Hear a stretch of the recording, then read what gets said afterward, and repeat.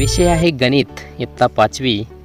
हा व्हिडिओ स्पर्धा परीक्षेच्या दृष्टीने महत्त्वाचा आहे। घटक आहे संख्या, उपघटक आहे संख्यांचे प्रकार। या ठिकाणी आपण गुणधर्मानुसार संख्यांची वर्गीकरण पाहणार आहोत। यामध्ये आपण संख्यांचे प्रकार पाहणार आहोत। संख्याचा पहिला प्रकार या ठिकाणी आपण पाहूया।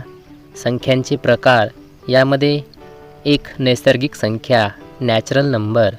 आपण कोणत्याही वस्तूची किंवा कोणत्याही प्रकारची मोजणी करण्यासाठी ज्या संख्यांचा उपयोग करतो त्या संख्यांना नैसर्गिक संख्या असे म्हणतात। उदाहरणार्थ आपण पाहूया या ठिकाणी 1 2 3 4 5 6 इत्यादी। आपण कोणत्याही वस्तूची मोजणी 1 पासूनच सुरू करतो। 1 ही सर्वात लहान नैसर्गिक संख्या आहे। हे वैशिष्ट्य आहे नैसर्गिक संख्यांचं। 2 नैसर्गिक संख्या अनंत असतात। नैसर्गिक संख्या अनंत असल्यामुळे शेवटची अंतिम नैसर्गिक संख्या सांगता येत नाही। हे एक वैशिष्ट्य आहे। या ठिकाणी आपण पाहूया नैसर्गिक संख्यांचा संच हा n या कॅपिटल अक्षराने दर्शवतात। हे महत्त्वाचे आहे। हे आपण लक्षात ठेवणं गरजेचं आहे। n = 1 2 3 4 5 6 7 8 9 ... या ठिकाणी आपण संख्याचा दुसरा प्रकार पाहणार आहोत। पूर्ण संख्या। शून्य आणि नैसर्गिक संख्या मिळून तयार होणाऱ्या संख्यांच्या संचाला पूर्ण संख्या म्हणतात। या ठिकाणी आपण व्याख्या पाहिली आहे। शून्य ही सर्वात लहान पूर्ण संख्या आहे। हे लक्षात ठेवा। शून्य ही सर्वात लहान पूर्ण संख्या आहे। पूर्ण संख्या संच W या कॅपिटल अक्षराने दर्शवतात। हे इतकंच महत्त्वाचं आहे। W = 0 1 2 3 4 5 6 7 8 and 9 ... संख्येचा तिसरा प्रकार पूर्णांक संख्या। पूर्णांक संख्या संदर्भात आपण या ठिकाणी माहिती पाहूया। पूर्णांक संख्येची व्याख्या।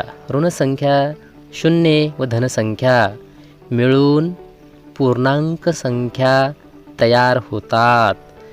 या ठिकाणी आपण पूर्णांक संख्यांचा चार्ट पाहणार आहोत।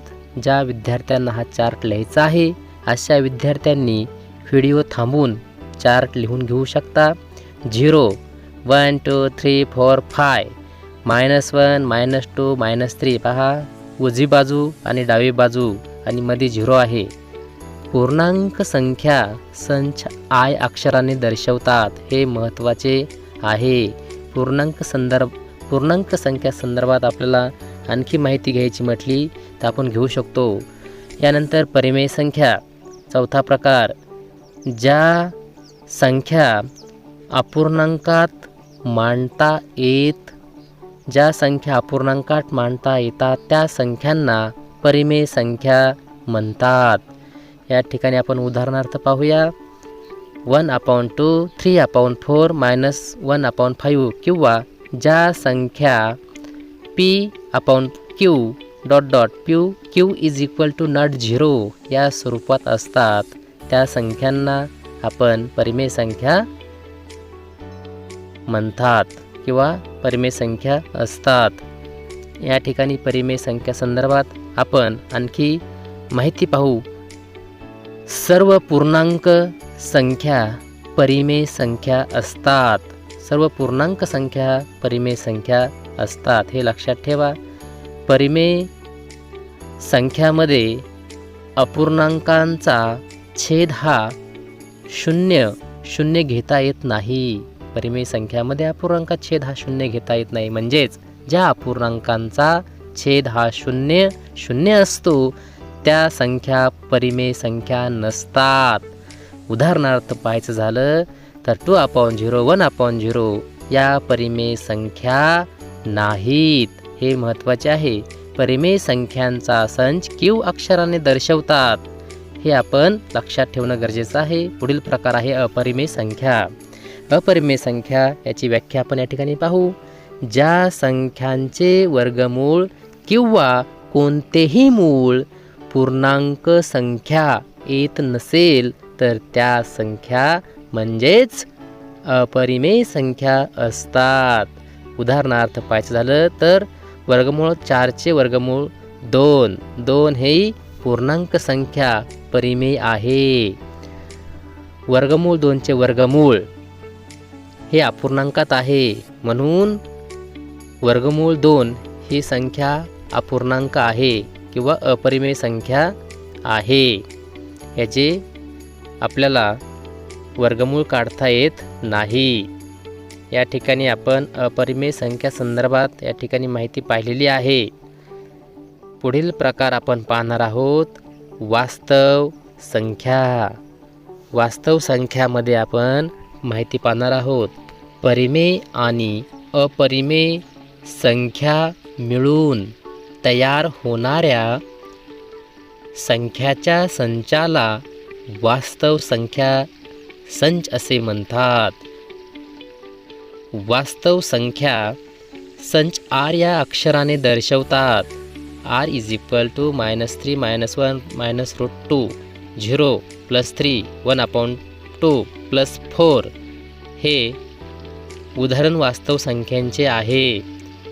वास्तव संख्या संदर्भात आपण माहिती पाहिली. नंतर आपण नैसर्गिक संख्याचे प्रकार या ठिकाणी पाहणार आहोत. पहिला प्रकार आहे या ठिकाणी आपण पहिला प्रकार पाहणार आहोत समसंख्या. समसंख्या ज्या संख्याच्या एकक स्थानी 0, 2, 4, 6 व 8 यापैकी कोणताही अंक असल्यास त्या संख्येला समसंख्या म्हणतात. उदाहरणार्थ या ठिकाणी आपण उदाहरणार्थ पाहिलेला आहे. नंतर दुसरा प्रकार आपण पाहणार आहोत विषम संख्या. विषम संख्येची व्याख्या ज्या संख्येच्या एकक स्थानी 1, 3, 5, 7 व 9 यापैकी कोणताही अंक असल्यास त्या संख्येला विषम संख्या असे म्हणतात. विषम संख्येचे उदाहरण आपण या ठिकाणी पाहू. हे विषम संख्येचे उदाहरण आहे. यानंतर मूळ संख्या 1 पेक्षा मोठ्या असणाऱ्या संख्यांना 1ने आणि त्याच संख्येने भाग जातो.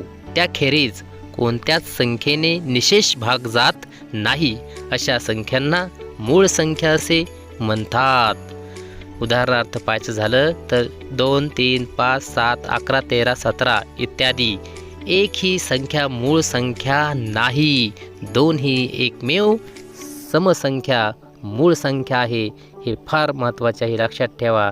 आणि 100 पर्यंतच्या मूळ संख्या एकूण 25 आहेत. एकूण संख्या 25 आहेत 100 पर्यंत. धन्यवाद.